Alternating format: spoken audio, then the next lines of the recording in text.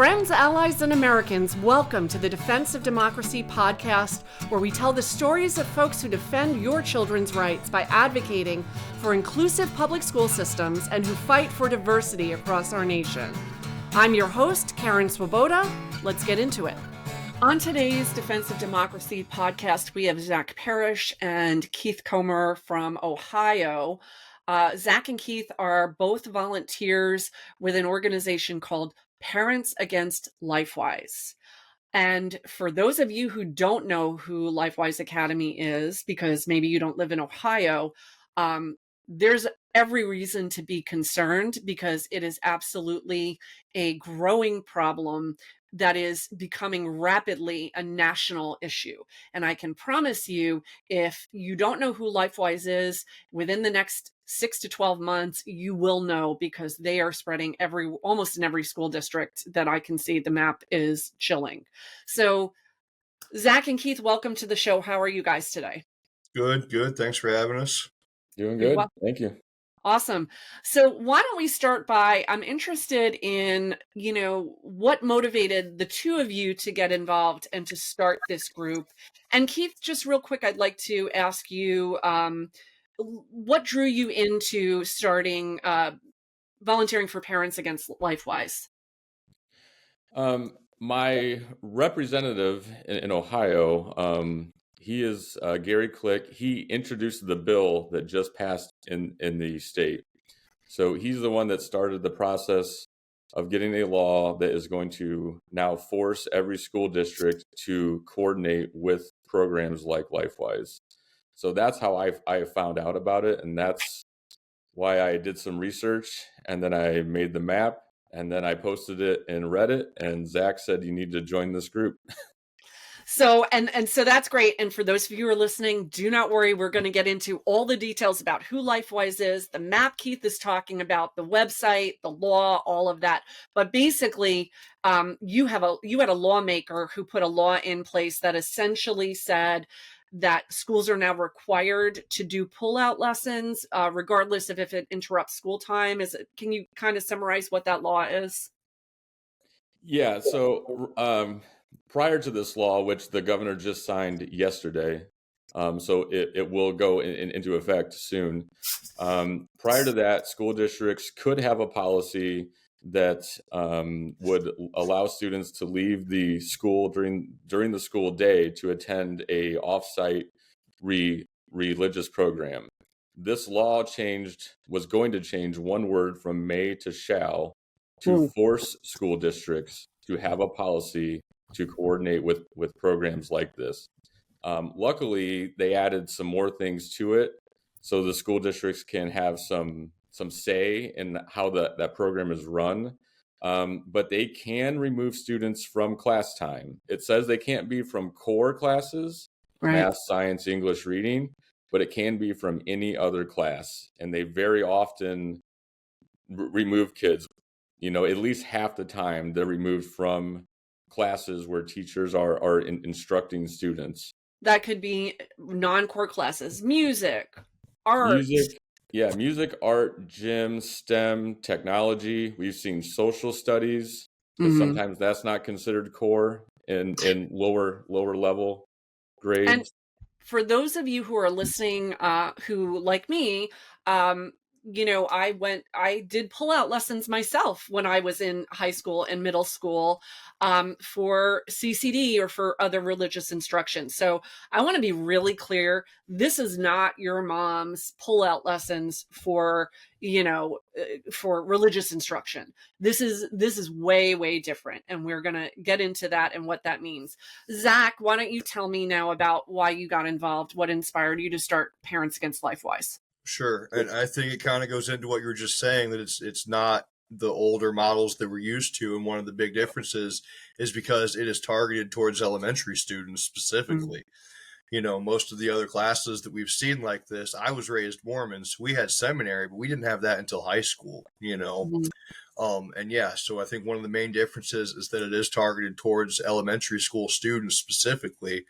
So when my daughter was in second grade in Defiance Elementary School here in Ohio, we went into the open house and her teachers gave me a bunch of handouts about LifeWise. They gave me the whole sales pitch about LifeWise. Now, of course, they prefaced this with, we're not endorsing it. You don't have to send her, blah, blah, blah. But nonetheless, they spent a good 10 minutes explaining this program to me, telling me about it. And they gave me a bunch of different handouts and documentations about the program. And they also gave me a class schedule, which listed all of the specials classes for the class, including art, music, gym, and LifeWise by name.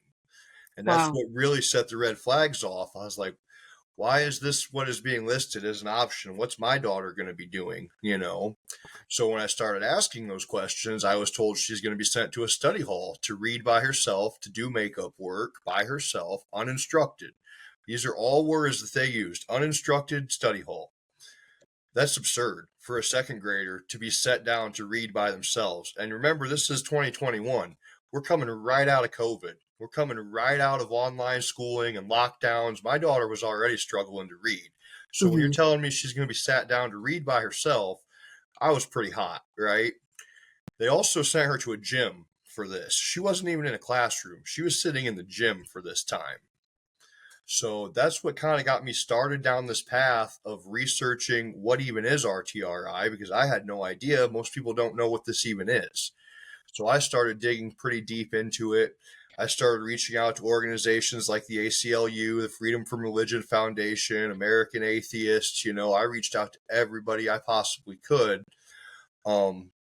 Freedom from Religion Foundation, they got on board. They sent Defiance a letter and said, you cannot be listing this. I want to make sure I'm understanding what you're saying. So you walked in, it was one of the first days in school, in elementary school. You're a new parent, and they had an open house, right? Like so we all know, I mean, anybody who's a parent knows what an open house is like. It's bustling, you're learning about all the things with the school. It's just like really a joyful, exciting adventure. And this is right out the gate is not appropriate, because when I was growing up, you never went to, your parents didn't go to open house and say, and be handed religious materials about religious offerings. Okay. So I'm correct on that. That's what you're saying. Yeah, okay. That's exactly what happened. So, and then further understanding what you're saying is that they said, this is an option. Your child can do this or not do this. But guess what? If she doesn't do this, she's sitting in a gymnasium by herself at how old? Second grade. So however old she was then. 8, Yeah. 9? Yeah. So she's 7, in timeout Yep. because the parent is opting not to have this class. And so I want to drill down on that, because I want every parent to hear what we're saying. Yeah. The cool kids and the ones who are going to have fun are going to go to LifeWise, because it's like where all the kids are going. And if you don't, you got to sit by yourself in a room, not instructed. And that wasn't even expressed to me until I started asking questions and raising hell. I mean, I didn't even get what the alternative was going to be until I started emailing the teachers and the principals saying, what is my daughter doing? So that wasn't even brought up front. They boast something like an 80-90% enrollment rate there, but of course they do, because they're not giving you any other option. They're not proposing what else you can be doing when they're just listing LifeWise as the class. Wow. Okay. All right. Sorry, I didn't mean to interrupt you. So you reached out to all these other Freedom for Religion organization, ACLU. Tell me, continue. Yeah. So the Freedom from Religion Foundation was the first one to jump on board, and they sent a letter on my behalf to the school saying, you cannot be doing this. You can't be listing it as a class on the schedule, for one thing. You can't be sending them to a study hall. That seems like a punishment, like you were saying. And the school's lawyers were basically like, none of that's true. None of that happened, even though I have documentation for days. I mean, I have all of the papers. Still to this day, I have the original papers they gave me at that study hall. I have all the email correspondence between the teachers and the principals, saying all this. But the lawyers just outright denied it, and that was the end of it. Freedom from Religion Foundation wouldn't take it any further than that. Can you, we're going to talk about, I love our show notes on Defense of Democracy podcast, because we put all the receipts. So, Zach and Keith as well. You guys, please provide me with as much information. If you want to share those first flyers that you got, and thank you for keeping that and for being so alert. Everybody, please check the show notes. And if you're on YouTube, the show notes are also on YouTube, where we're going to embed all of these links so that you can see this is absolutely what happened. Yeah, that's very much been our policy too, is to keep the receipts. There isn't anything that we claim that we don't have the proof and the evidence for. Good job.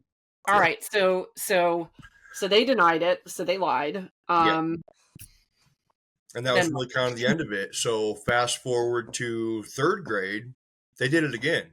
I go into open house in third grade and I get sent home another class schedule listing LifeWise by name yet again. I had the ACLU on it at this point. They didn't do anything. They didn't do anything at all. They seemed interested. They sent a public records request, but that was it. They went no further than that. And we ended up getting that public records request just, I don't know, maybe 6 months ago. It was pretty interesting to see what the ACLU saw and didn't do anything about, because the emails between the administration at Defiance and the LifeWise administration, they're truly sickening. I mean, they churn your stomach. Tell me, give me an example. There are LifeWise teachers restraining students. They are leaving them alone on the buses where they are punching students. I mean, it's ridiculous.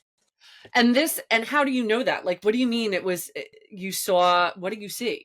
Like, there an email correspondence that said, this is all email. This is all email correspondence, because the LifeWise teachers and administration were emailing the school administration saying, how do we deal with this? We are having these issues with these students at LifeWise. We need you to deal with it. We need you to give us guidance on what to do about this. Well, what kind of qualifications did these LifeWise teachers have that they didn't know how to take care of children? None. They have no qualification. Their bare minimum requirement is 6 months teaching a church. I mean, if you've led Sunday school for 6 months, you're qualified to be a LifeWise teacher. No background check? They do a third-party background check. What does that mean? It's not like in Ohio, all of our teachers have to get an FBI background check, a BCI, a state-level background check, and they're entered into the RAP-BAC system. Okay. None of that. This is just specifically a background check designed for people who work at churches. Wow. Okay. Well, and then they switched it to pro screening, who does like Best Buy, Lowe's, places like that. So these are not programs that are designed to screen people who are around children. Right. So if I'm putting my 8-year-old in the care of an adult where I'm not present, and they're not only that, they're pulled off the school grounds, so God knows what's happening. You're telling me that it is someone who had the equivalent of a Best Buy background check. That's why they switched. That's part of why they switched companies, because I ran the background check on myself through the people they were using, and it brought back less of my record than Lowe's did when I applied for a job at Lowe's. Wow. Right. We made that public, and conveniently they switched companies shortly after that. This is just such an example of, and everybody who's listening to this, let me tell you, there is nobody coming to save us. You need more than ever right now to be an advocate for your own child, to the point where it becomes a second job. Like, you're sitting here telling me you did a background check and you had to try and get these. And I'll say a word about the ACLU, not for nothing. They're a good organization, but like all of these organizations, they are absolutely overwhelmed. So I want you to hear that in your voice. Nobody is coming to save me. I cannot pass this off to the ACLU or, wherever to, actually, that's why Defense of Democracy and Parents Against LifeWise exists, because good people have put these together to make it easier. I realized there was nobody standing up for this issue. There was nobody working on this issue specifically, and that nobody was going to. So that's exactly why we have, organized the way that we have.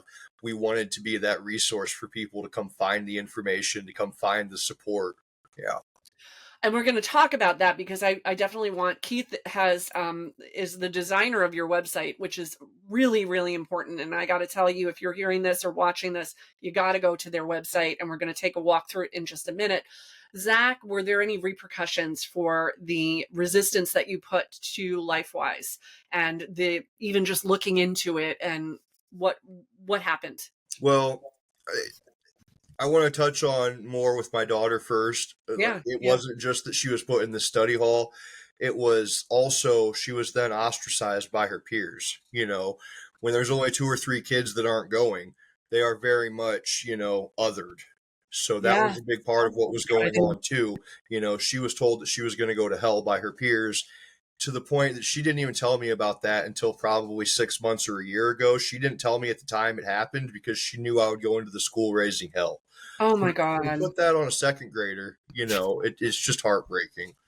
But yeah, there were definitely repercussions.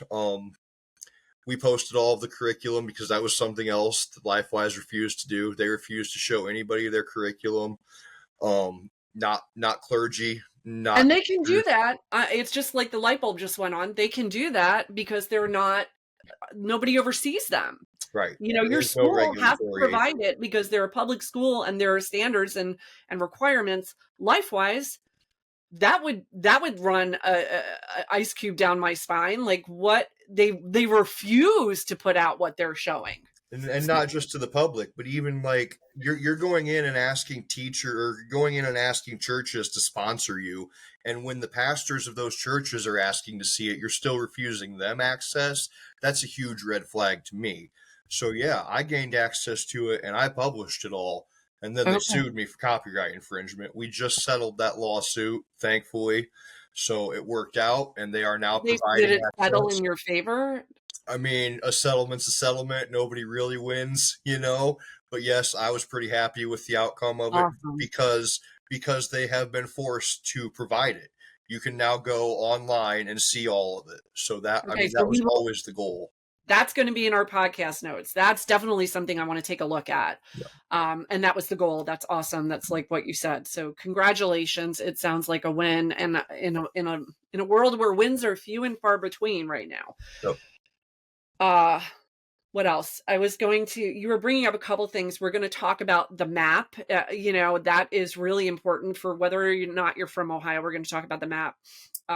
So you were actually sued by LifeWise because you spoke out. A lot of people don't want to go through that. So, because that's pretty terrifying. So really encouraging and grateful for individuals like yourself who are choosing to put themselves in the line of fire. And the bullying is that's what I would worry about. It's so common. I mean, we have dozens of reports of kids coming home in tears, not understanding why they can't go. Jewish families coming home saying, well, why can't I go? Why can't I go get candy with my friends? They just don't understand at that age. I mean, it really just sounds evangelical, right? Yeah. They're evangelizing within the school, and they're turning these children into little evangelicals. They call the school their mission field. That's exactly what it is. Wow. Yeah. So do you think it's deliberate? Do you think they're actually training those children who come to LifeWise to go back to the school and shame the other kids and criticize them for not attending? I wouldn't go as far as saying they're encouraging them to shame it. It certainly seems that way. It's in what they teach, even if they don't directly encourage it. It is in what they teach, because if you're not being saved through Jesus, then you're going to hell. If you're not participating, then you're going to hell. So they tell them that? Like, yeah. And they send invitations back. They have golden ticket invitations. Come take this to your friend. Have your friend come to LifeWise. Give them this invitation, and we'll give you extra candy if you come. Well, yeah. Okay. Go ahead, Keith. Yeah. There's a video that we found on their Facebook page, one of the local programs page, and it pretty clearly describes what Zach is saying. And it's just like, a minute long, where they talk about good versus bad things. So if you cheat on your homework or schoolwork, that's bad. If you don't, obey your parents, that's bad. And then the worst of all is if you don't go to a church that reads the Bible. That's what they say is the worst thing. What? Okay. Yeah, and so it's like Zach said, it makes all the other kids who are not Christian and don't go to that church. And I use that term, Christian in that church, because not everybody goes to the same church. Not every Christian church Right. has the same, Philosophy yeah. and indoctrination. So if you're Catholic, if you're Jewish, if you're Muslim, if you're Sikh, if you're Wow. Hindu, I mean, to tell kids that the worst thing that you can do is not go to the LifeWise Christian churches Wow. it's just wrong. So Keith, well, first, now we're going to transition into a discussion about the Parents Against What LifeWise website and the information offered on that website. But before we do, I want to do a quick shout out to a volunteer of mine in Ohio. I want to say in Ohio, because that's where we're talking about right now. That's the hotbed and the beginnings of LifeWise Academy. Morgan, who is our volunteer state director in Ohio, has done amazing amounts of work selflessly, simply because she feels committed to the children of Ohio. So Morgan, very grateful for your assistance at Defense of Democracy. You guys are familiar with Morgan, have worked with her as well. Morgan's great. I second that. She is absolutely great. Yep. Love it. So many thanks, Morgan. I hope you're listening to this and know how much we appreciate you. Keith, now you come in. Okay. So now Zach has been there. He has made all of these discoveries. He's been really vocal about it.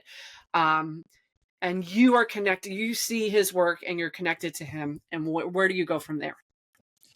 Well, so what I did is when I was doing my research on LifeWise, I couldn't tell how many schools that LifeWise was actually in.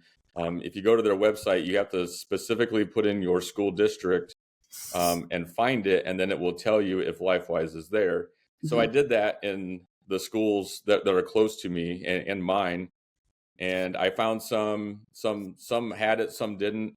And my background is in writing software, so I wrote a program to scrape their website and harvest and mine all of the data off of it, and then put it into a map.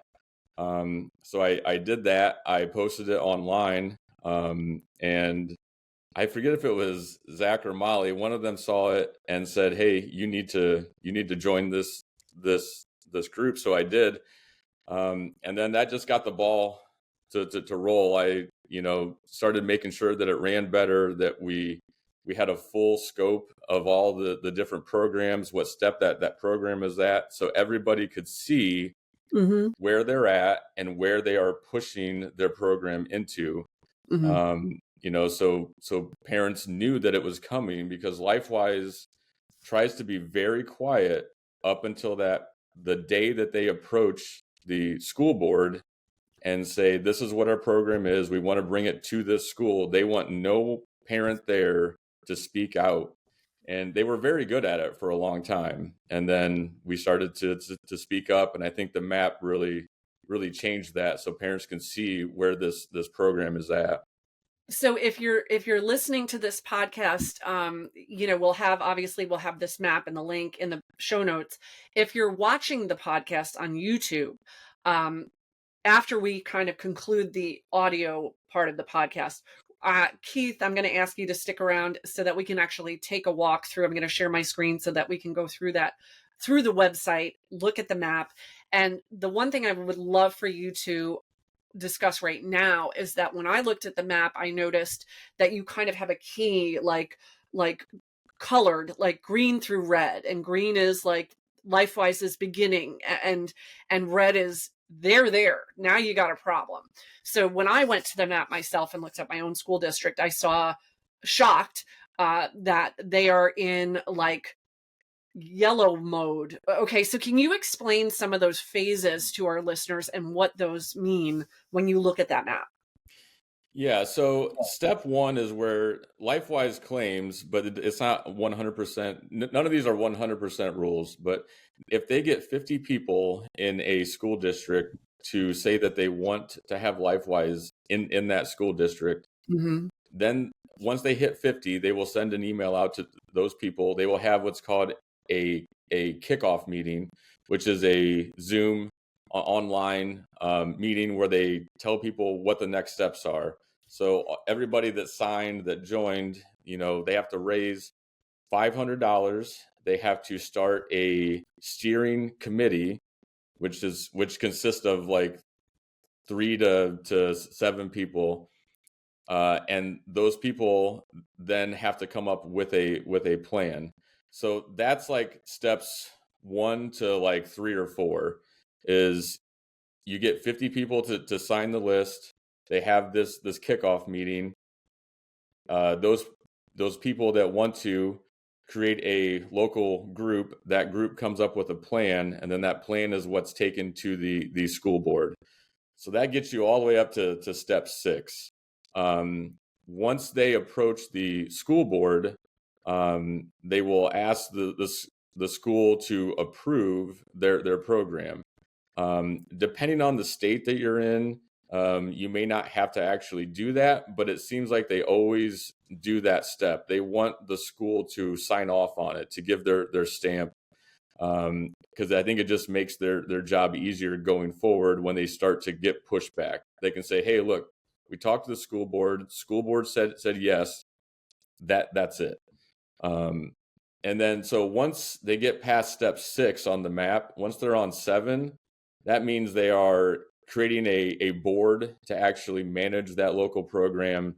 That board will then hire a program director, teachers.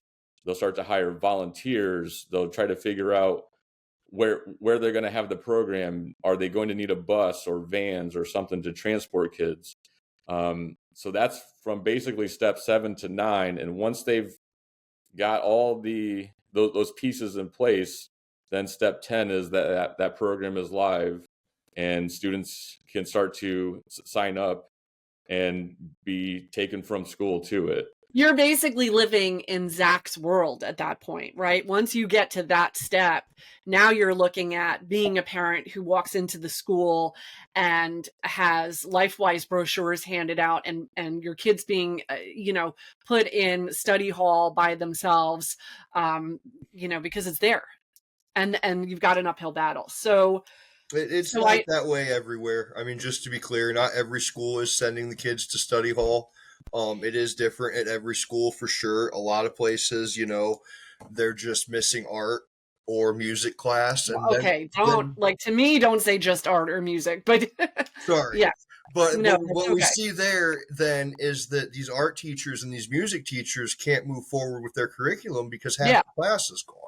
Right. And if so, and especially if and I'm a family of musicians, right? So if you're a music teachers, so if you're a music teacher, you've got concerts, they need to make those rehearsals. They need to, whatever.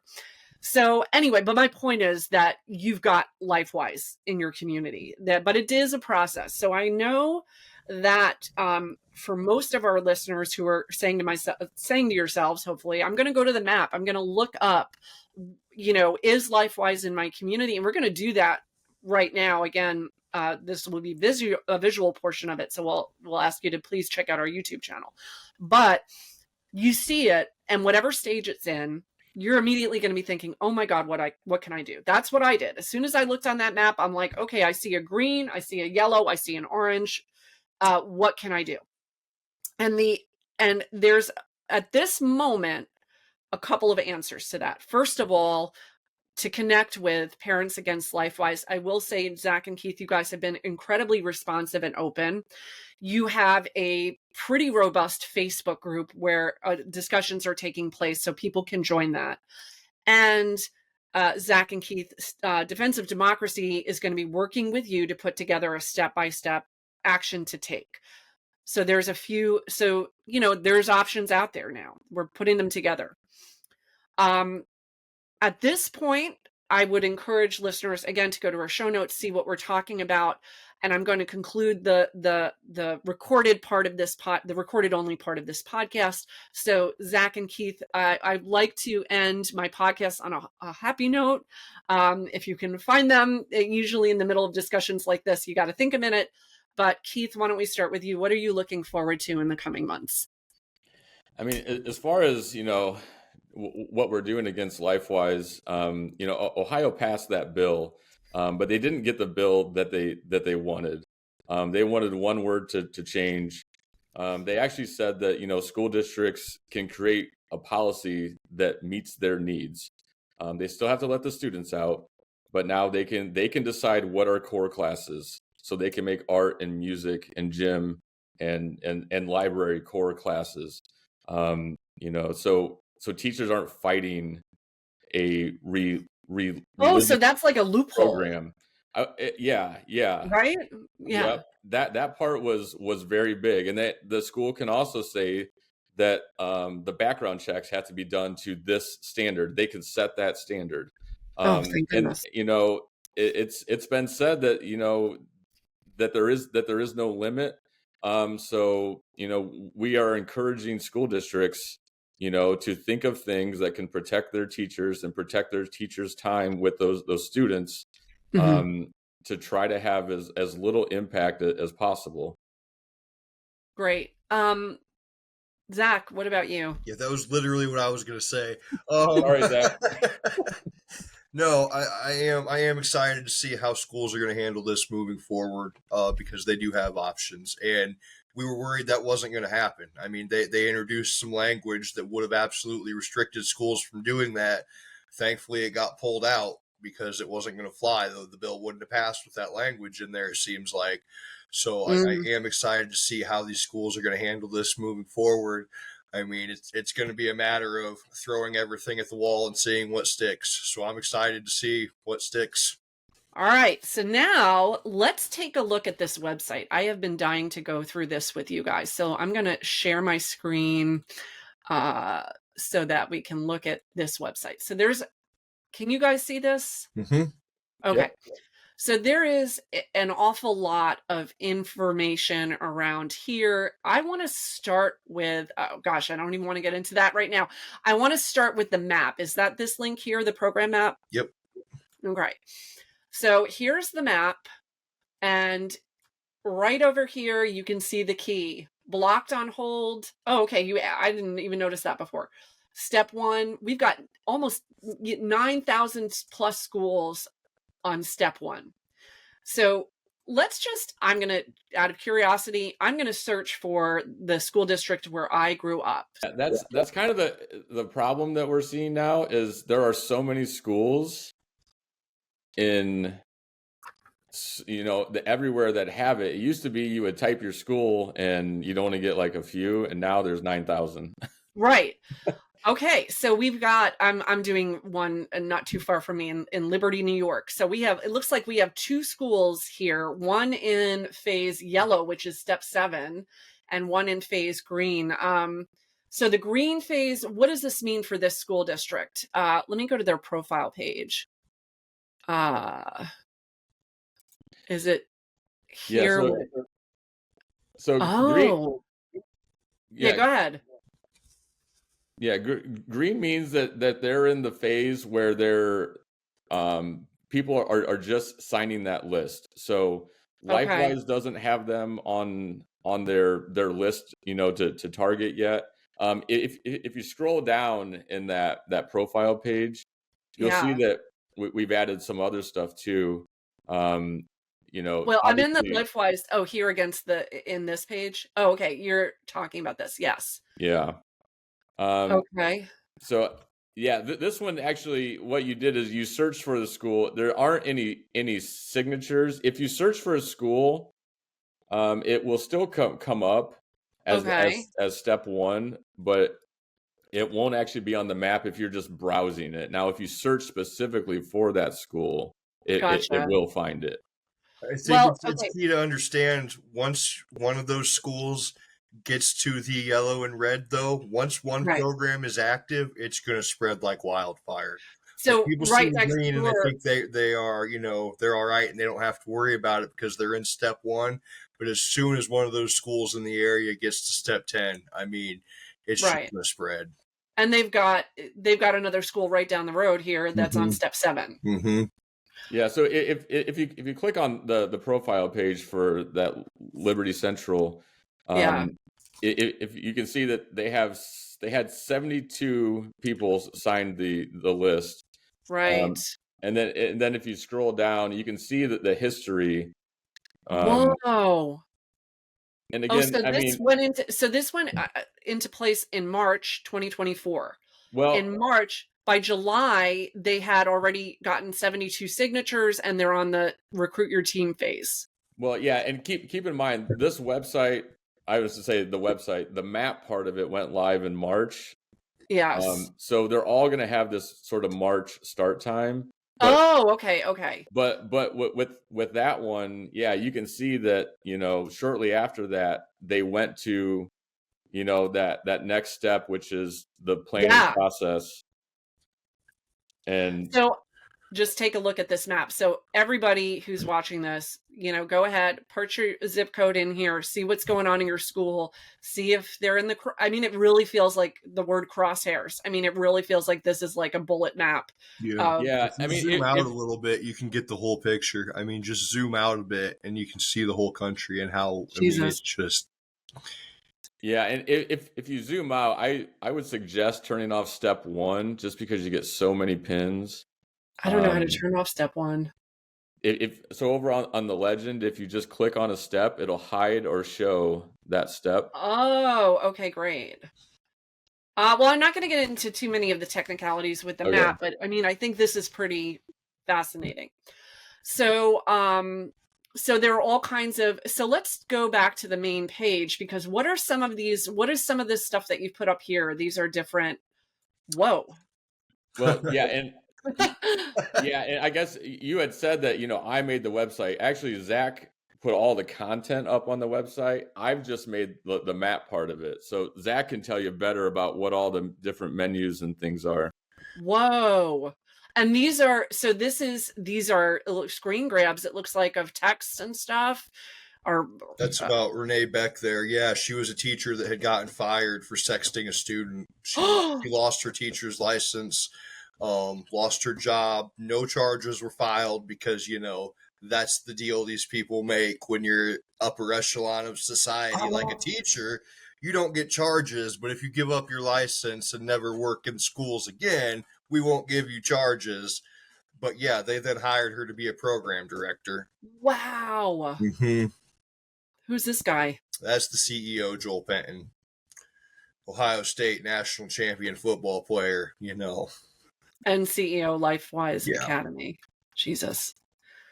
What's going on in this image here? That's the video. Is that the Good Kids, Bad Kids video, Keith? Describing how they bribe kids to attend? Yeah, okay. This is the one. That's the program director for a program that said he would give the kids a ice cream party if they could get enrollment up to like 60%, I think, something like that. Oh my gosh. So it's like a multi-level marketing, Yeah, and I think people think that we have to go undercover to get this. They post this on their Facebook page. They're very open about it. They're on public. YouTube. Yes, he flat out says, you can call it bribing because that's what I'm going to do. I'm going to bribe the kids. I want that number as high as possible. That is so chilling. So I tell you what, at this point, we have now showcased the website. I'm going to go ahead and play this video, and that is going to be our conclusion. But I would like to connect with you guys again after we put together our step-by-step process for how to coordinate a resistance to LifeWise. So we'll definitely do a phase 2 of our podcast update. I think it might be good. I know you're probably constrained on time, but if you wanted to touch on the personal experiences tab that I had up there, there's a lot of powerful stuff on that too. I mean, those are the direct, that's what's actually happening to kids. All right. So let's go here. Personal experience. And what is It's she just is not okay. So what is, just summarize what it's this just a letter bunch is. of different testimonials from parents and students. I mean, it's really powerful stuff. Obviously, people are going to have to go through and read it if they want to see it, but it's just really powerful stuff about kids being ostracized and bullied. They kept asking her to ask Jesus for forgiveness because she cussed at recess a few times. Wow. Okay, another letter. My son is in 3rd grade. Opted him out. Then the school just was relentless. Oh my goodness. There are Yeah, dozens I of mean, these if now. you went through and looked at everything on there, it would probably take a week or so to What read are it some all. of the more what are the ones that really stand out to you? I mean, they're all just heartbreaking. There's not Oh, very here's the many that are Catholic worse than Church. others. All right, here Yeah, we I go. mean, Here's the Catholic Church. I have major objections to this program. There's been a Wow. lot of I clergy that have spoken out.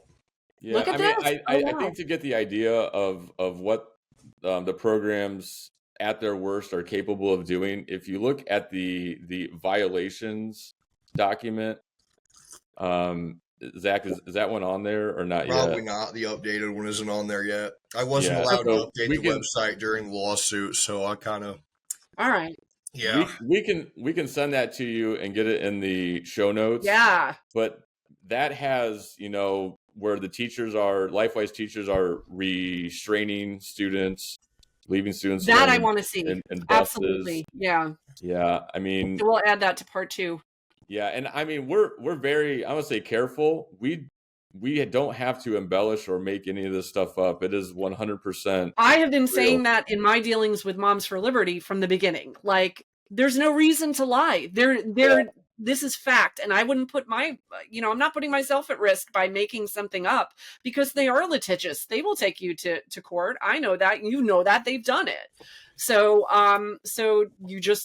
the screenshots are perfect. People can see with their own eyes.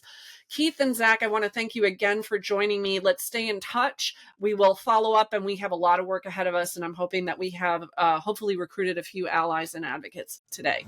Yeah. Thank you It was both. great.